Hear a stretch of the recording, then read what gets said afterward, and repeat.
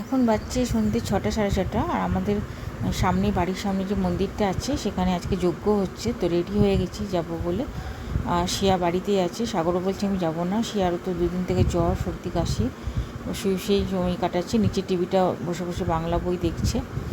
এই যে উপরে টিভিটা দেখে দেখে না এমন হয়ে গেছে, নিচে টিভিটা দেখতে যেন কেমন লাগছে। আজকে আবার দেখছি টিভিটা একটু ভাইব্রেট করছে, কী জানি কী হয়েছে। তো দাঁড়াও একটু ব্যাগটা নিয়ে নিই। দিয়ে কাল থেকে পুজো চলছে, আজকে তো রামনবমী, তো যাবো একটু যজ্ঞটা একটুক্ষণ বসে দেখে চলে আসবো। খুব নাকি মন্দিরে ভিড় হয়েছে।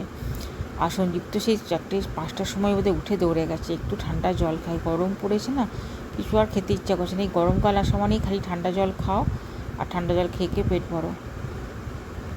সাগরকে বললাম একটু চ আমার সাথে, তো যাবে না।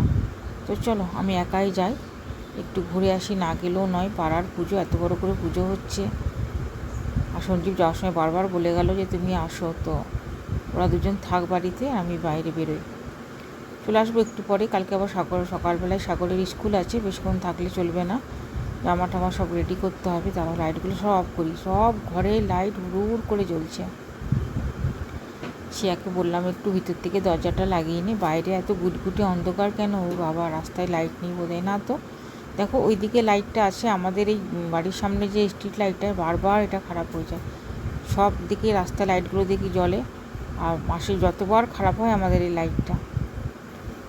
ওই পাশে লাইটগুলো জ্বলছে, দেখো এই পাশটা কী অন্ধকার, একটা বাড়িও দেখা যাচ্ছে না। আমার বাড়িতে অবশ্য রাস্তায় লাইট থাকুক না থাকুক, এই লাইটটা আমি সবসময় জ্বালিয়ে রাখি, যাতে করে রাস্তাটা গুটগুটে অন্ধকার না লাগে। তো চলো এবার মন্দিরে গিয়ে তোমাদেরকে দেখাচ্ছি। রাস্তাটা দেখাবো না, প্রচণ্ড অন্ধকার, এখানে দেখারও কিছু নেই। আর এই যে এখান থেকে দেখো লাইট শুরু হয়েছে, এটা মন্দিরের সামনে একদম ফ্রন্টের রাস্তাটা। আমার বাড়ি থেকে বেরিয়েই সামনেই তো মন্দিরটা, তোমরা অনেকবার দেখেছো। আর প্রচুর ভিড়, সুন্দর সাজিয়েছে না, যেমন সেই দুর্গা পুজোতে সাজানো হয় একদম ওরকম লাইট দিয়ে সাজিয়েছে, দারুণ লাগছে কিন্তু দেখতে। আর সবাই ঘি নিয়ে নিয়ে যাচ্ছে, যে দেখো রাস্তার লাইটগুলো, একদম মনে হচ্ছে দুর্গা পুজো চলে এসেছে। আজকে তো সব জায়গায় এই রামনবমী র্যালি বেরিয়েছে, দেখতে দারুণ লাগছে প্রত্যেকটা জায়গাতে। এই লাইটগুলো দেখে না একদম দুর্গা পুজোর মানে স্মৃতি ফিরে আসছে, মনে হচ্ছে যেন দুর্গা পুজো আর দেরি নেই, চলে এসেছে। তো চলো মন্দিরে এবার ঢুকবুড়ি, বাবা বাইরে অব্দি লাইন, দেখেছো কত ভিড়। ভিতরে জায়গা পাবো কি না কী জানি, আমি আর তো আবার মাটিতে বসতে পারবো না, যেহেতু কোমরে খুব ব্যথা, মানে এত ব্যথা শুরু হয়েছে, মাটিতে বসাই দায় হয়ে গেছে। সবাই দেখছি বাইরে শতরঞ্জি পেতে মানে বসে আছে। আর এই যে ভিতরে যজ্ঞটা হচ্ছে, আর সামনের গেটটা দেখো ফুল দিয়ে কী সুন্দর সাজিয়েছে না, খুব সুন্দর দেখতে লাগছে, পুরো ফুলের গেট করেছে। সঞ্জীবকে দেখতে পাচ্ছি না, কোথায় যে ব্যস্ত কী জানি, যে করে বেড়াচ্ছে। ওর আবার নাইটে ডিউটি আছে, কখন যাবে জানি না। তো মাসি জাস্ট রান্না করে বেরোলো, আর আমি ওই মন্দিরে চলে এসেছি।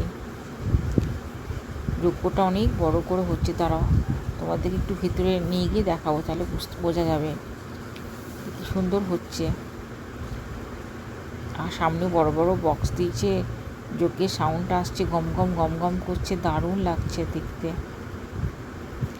প্রচুর ভিড়, সবার হাতেই একটা করে দেখছি ঘিয়ের বোতল।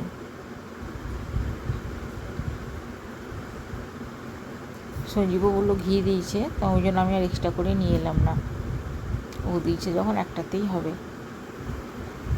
কালকে গেছিলো সব জল ভরতে, কাল সকালবেলায়, মানে এখানে বৈষ্ণব দেবীর পুজো হয়েছে কালকে, তো আমার যাওয়া হয়নি। বাড়িতে একটার পর একটা কাজের লোকগুলো আসতে থাকে, একজন আসে একজন বেরোয়, আসি আরও শরীর খারাপ, ওই জন্য আমি আর সকালবেলায় জল ভরতে আসিনি।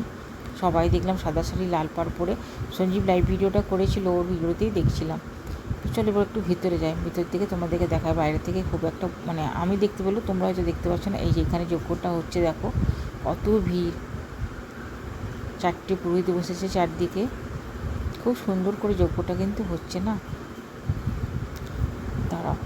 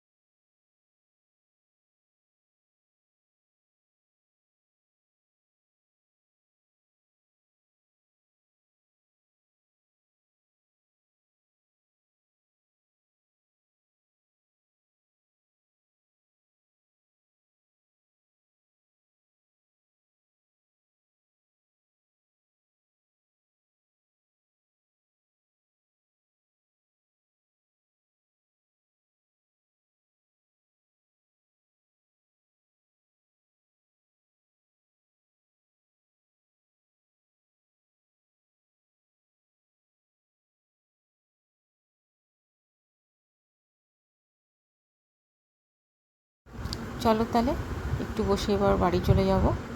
আর বেশিক্ষণ বসবো না, সঞ্জীবের আবার ডিউটি আছে, সব রেডি ফেডি করতে হবে। তাহলে আবার দেখা হচ্ছে তোমাদের সাথে নেক্সট ভিডিওতে। আর আমার ভিডিওগুলো তোমাদের কেমন লাগছে প্লিজ প্লিজ একটু আমাকে অবশ্যই তোমরা জানিও। দেখো কি সুন্দর ফুল দিয়ে সাজিয়েছে। চলো টাটা, বাই বাই।